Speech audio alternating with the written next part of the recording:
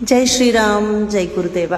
ತುಂಬ ಜನ ಕೇಳೋ ಪ್ರಶ್ನೆ, ರಾಯರ ಸೇವೆ ಮಾಡ್ತಿದ್ದೀವಿ, ರಾಯರ ಪೂಜೆ ಮಾಡ್ತಿದ್ದೀವಿ, ರಾಯರು ಯಾಕೆ ಮೌನವಾಗಿದ್ದಾರೆ, ನಮ್ಗೆ ಅನ್ಯಾಯನೇ ಮಾಡ್ತಿದ್ದಾರೆ ಜನ, ಆದರೂ ಅವ್ರು ಚೆನ್ನಾಗಿದ್ದಾರೆ, ಇದು ಹೆಂಗೆ ಯಾಕೆ ಅಂತ ತುಂಬ ಜನ ನನ್ನ ಮೆಸೇಜಲ್ಲೂ ಕೇಳ್ತಾರೆ, ನಮ್ಮ ರಾಯರ ಕೈತುತ್ತು ಗ್ರೂಪಲ್ಲೂ ಕೇಳ್ತಾರೆ. ಅನ್ಯಾಯ ಮಾಡಿದವರೇ ಚೆನ್ನಾಗಿದ್ದಾರೆ ಅಕ್ಕ, ನಾವು ಯಾಕೆ ಇಷ್ಟು ಕಷ್ಟಪಡ್ತಾ ಇದ್ದೀವಿ ಅಂತ. ನೋಡಿ, ನಿಮಗೆಲ್ಲ ಪ್ರಹ್ಲಾದ್ರ ಮಹಾರಾಜರ ಕತೆ ಗೊತ್ತಿತ್ತು. ರಾಯರೇ ಪ್ರಹ್ಲಾದ ರಾಜಾಗಿ ಈ ಭೂಮಿ ಮೇಲೆ ಮೊದಲು ಜನ್ಮ ತಾಳಿದಂಥ ಅದು ಜನ್ಮ. ಅದು ಹರಿಮಗು. ಪ್ರಹ್ಲಾದ ರಾಜರು ಹರಿಮಗು. ಅವ್ರ ತಂದೆ ಆ ಮಗುನ ಬೆಟ್ಟದಿಂದ ಬಿಸಾಕ್ತಾರೆ, ಹಾವಿನ ಕೈಲಿ ಕಚ್ಚಿಸ್ತಾರೆ, ಆನೆ ಕೈಲಿ ತುಳಿಸ್ತಾರೆ. ಎಲ್ಲ ಈ ಪ್ರಪಂಚದಲ್ಲಿ ಅಂಥ ಒಬ್ಬ ತಂದೆ ಇದಾನ ಅಂತ ಕೂಡ ಊಹಿಸ್ಕೊಳ್ಳದಂಥ ತಂದೆ ಹಿರಣ್ಯಕಶ್ಯಪು. ಆ ಮಗುವಿಗೆ ಕೊಟ್ಟಂಥ ಕಷ್ಟಗಳನ್ನೆಲ್ಲ ಶ್ರೀಹರಿ ನೋಡ್ತಾ ಇದ್ರಂತೆ. ಆದರೆ ಆ ಮಗುಗೆ ಹಾವು ಕಚ್ಚಲಿಲ್ಲ, ಆನೆ ತುಳಿಲಿಲ್ಲ, ಬೆಟ್ಟದಿಂದ ಬಿದ್ದ ತಕ್ಷಣ ಅದು ಸಾಯಲಿಲ್ಲ. ಅದನ್ನ ಶ್ರೀಹರಿ ರಕ್ಷಣೆ ಮಾಡ್ತಿದ್ರು.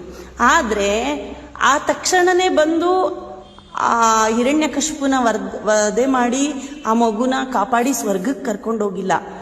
ಇರಪ್ಪ, ಎಲ್ಲ ಅವನ ಪಾಪ ತುಂಬಲಿ, ನಿನ್ನ ಮುಖಾಂತರ ಅವನ ಪಾಪ ತುಂಬಲಿ, ಆ ತುಂಬಿದ ಮೇಲೆ ಅವನ್ನ ವಧೆ ಮಾಡೋಕ್ಕೆ ಬರ್ತೀನಿ ಅಂತ ಸ್ವಾಮಿ ಅವತಾರ ಎತ್ತಕ್ಕೆ ಕಾಯ್ಕೊಂಡು ಕೂತಿದ್ರಂತೆ.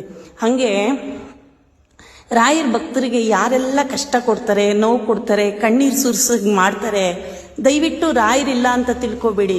ನಮಗೆ ರಾಯರು ನಮ್ಮ ಮುಖಾಂತರ ಯಾರೋ ಒಬ್ಬರು ದುಷ್ಟರನ್ನ ಸಂಹಾರ ಮಾಡಬೇಕಿರುತ್ತೆ, ಅವ್ರಿಗೆ ಪಾಠ ಕಲಿಸ್ಬೇಕಿರುತ್ತೆ, ಆ ದೂತರನ್ನ ನಮ್ಮ ಮುಖಾಂತರ ತಿದ್ದಬೇಕಿರುತ್ತೆ.